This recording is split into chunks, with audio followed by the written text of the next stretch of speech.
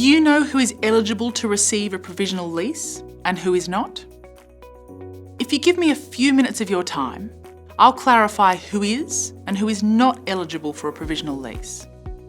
A provisional lease may be offered to members of a public housing household so long as they are an Australian citizen or are a permanent resident when the tenant dies, stops living in the property for health reasons, or due to imprisonment. It ensures that members of the household have stable housing while they wait for the outcome of their recognition as a tenant application.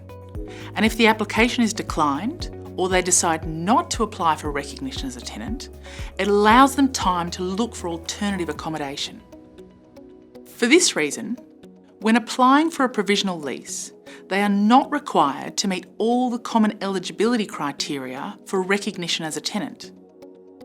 In some cases, the correct procedure has not always been followed. Staff have not granted an additional household member a provisional lease because they did not meet the eligibility criteria for recognition as a tenant. For example, household members were declined for a provisional lease because they were an unauthorised occupant, or they had not resided in the property for 2 years prior to the request. These are reasons to decline a recognition as a tenant application, but are not relevant when assessing someone for a provisional lease.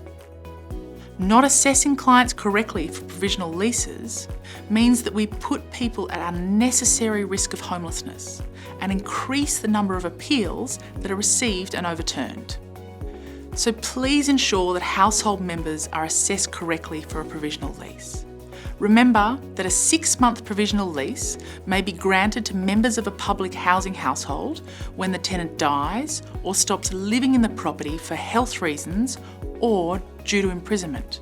The provisional lease ensures that members of the household have stable housing while they wait for the outcome of their recognition as a tenant application. And if the application is declined, it allows them adequate time to look for alternative accommodation. For a comprehensive understanding of provisional lease eligibility, refer to the types and length of lease policy and the changing a tenancy policy. If you have any questions or comments, please click on the feedback link below.